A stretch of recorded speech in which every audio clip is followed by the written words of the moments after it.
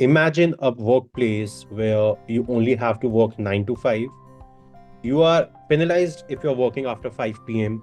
in your office, and your managers and your leaders are continuously enabling and empowering you towards your personal growth as well as professional growth. For many, it might seem a utopia, but today we have Sagar with us to help us understand how can we foster such utopia in our organization and how we as part of the team, work towards it. Welcome, Sagar. Thank you, Pulkit. Excited to contribute. Amazing.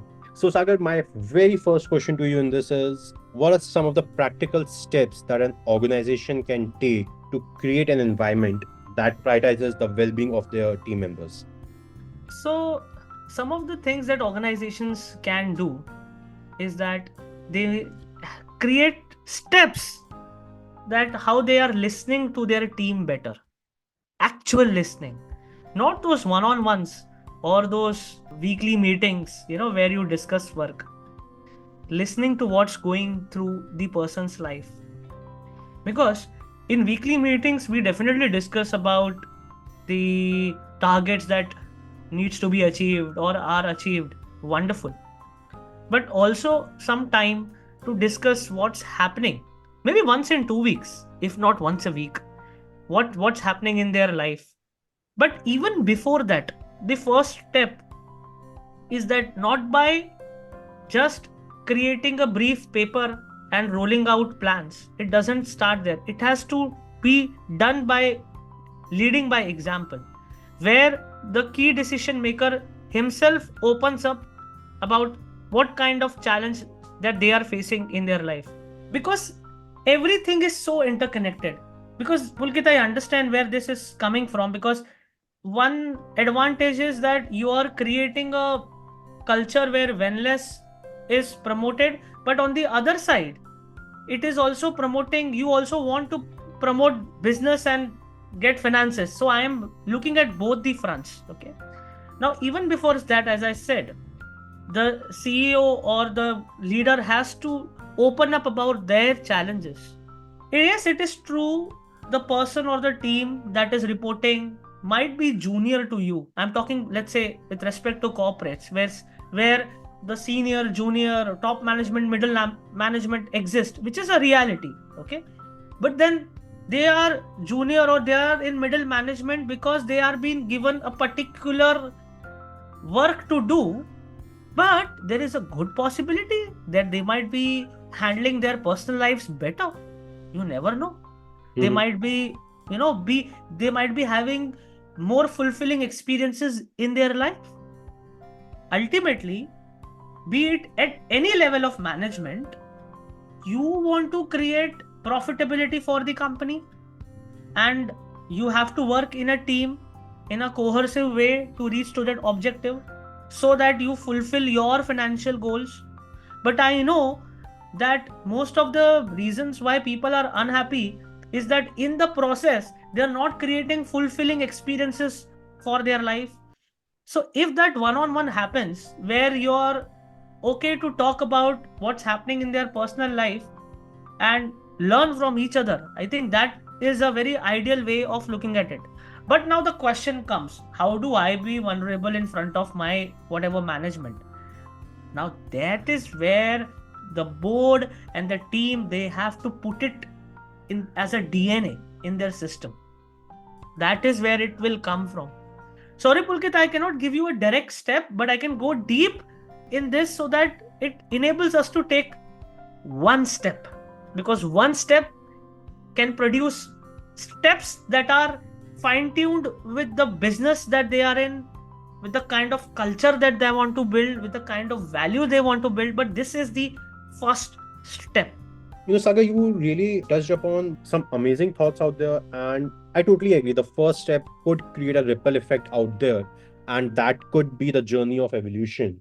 Something I would really like to continue on this front is, how can employees they themselves be the enabler for fostering a conducive work culture within the organization? That's a very good question, Pulkit. And I would answer this by sharing that someone who is an employee, I want you to know before you are an employee, you are a human. And as human, you want to create happiness, contentment, I call it fulfillment in your life. And as an employee, you might tend to compete with your peer. You might want to get the next promotion. You might want to impress your manager. You might want to get that vacation. There's so many things as employee as we think, right? And as an employee, you want to also excel. You want to you want to show your best, do your best, be your best, and with full integrity. All the points, make qualifies to become an employee. But even before that, as a human, you want to create with all of these things, you want to be happy, isn't it? Yeah. This could be your definition of happiness, right? Now, to achieve this, there are so many ways of going it. But the best way to go it is that, okay, what action I will take that helps me collaborate with other people better? What actions I will take that makes my job easy, makes it easy for me to communicate with my team? What actions I can take that I take care of my own well-being, or in the process of achieving these targets, I do not losing my mind or whatever emotional well-being or anything that concerns. Because everyone wants to achieve all the 4 5 points I shared, but in the process of achieving, they are not happy. So as employees, it is you have to start being aware that you are a human, and things will your aspirations and desires will take over. And in that, if you are aware, then you will take the right steps so that you achieve those, but in harmony and collaboration. Sagar, one of the points that you shared in your first response, totally echo with that. And one word I have for that particular thing is acceptance. Though highly subjective, point over here, because I have too many thoughts coming around the word acceptance. But we all have our goals in mind. It could be financial, it could be our personal goals, it could be our growth goals, relationship goals, XYZ. Now, we live in a world, or the way this whole human society is structured is, it's a give and take. It's never that you just keep getting and only getting. You have to give a trade-off. Now, am I right in saying this? Exceptions aside, often a lot of mental stress that employees or team members go through is because they're not accepting the trade-offs they have to probably go accept for achieving their goals that they have set for themselves. That's a brilliant question, Pulkit. I understand deeper aspects that we are touching through this question. Acceptance has to happen at various levels. Acceptance has to happen of who they are as person, who I am as a person, and stop blaming for whatever has happened so far today. Stop blaming others and your own self. That's the first step. And I would encourage all the viewers to start finding content and start reading content on how to develop self-acceptance and stop blaming others, because that's the first step. It's like ABCD of learning the alphabets. Now, coming to the second part of the question about give and take. Yes, this is how the commercial world works. But if you listen to any inspiring leaders that have touched your life, and one thing you will notice is that they all are brilliant givers who have actually achieved success in all levels. I'm not talking about success just on the monetary levels. That to my neighbor has, is financially successful. Like I know. I just want all of us to visualize any one leader that you feel that yes, this person has, achieved. And one thing that you will see is giving. The giving has to come from a space where, no, I'm not going into the spiritual jargons, but it has to come from a space.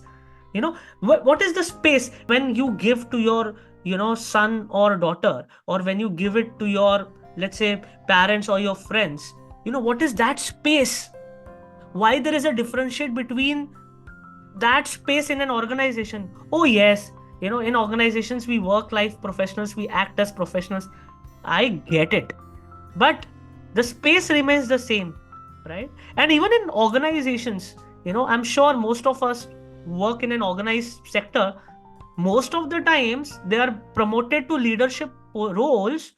Yes, there are times where the give and take happens when you're promoted because of your influence or for whatnot.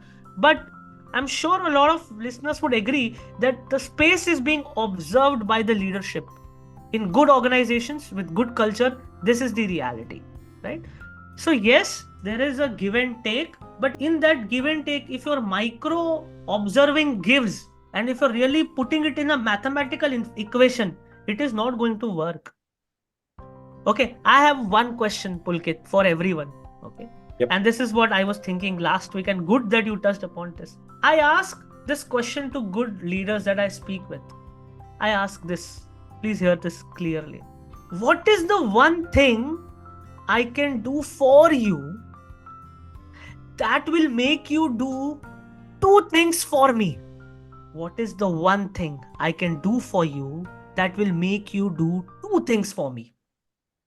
Which means I am trying to touch a dimension of the need the leader or the person has so that he shares with me so that I can, through my understanding and my expertise, or if not my any of my network, they can do so that he's motivated to do two things for me.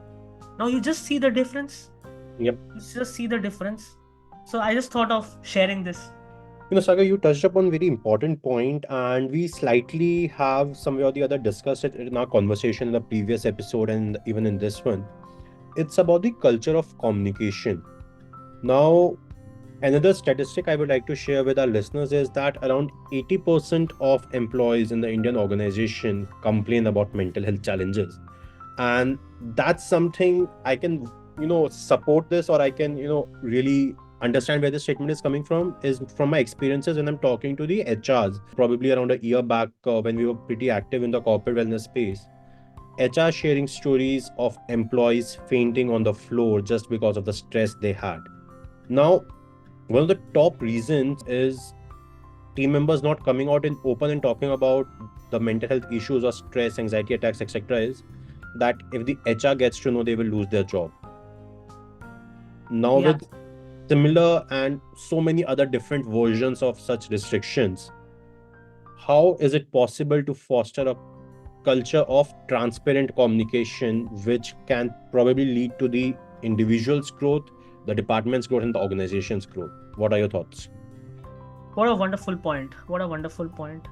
First of all, we have to diagnose the problem. Today, leaders, and I'm sorry to say, a lot of people I have interacted with. I'm sure you have also watched a video that came up. I don't want to name the bank, where the manager was yelling and abusing, that too in a very big company, which is one of the backbone companies of India. Okay. Yep. And the world has seen that. No one is wanting to diagnose. I think I'm sorry, this could be a rant, but this is how the reality is. I can't put it in other words. It's that, we just want to offload our work. We just are so stressed that we want to offload our work. We just want to dump, dump, and dump. So my request to all the leaders who are listening to this, go back to your days when you were dumped with the work. You want to do the same. You're doing the same. I think we touched upon the acceptance and the awareness aspect.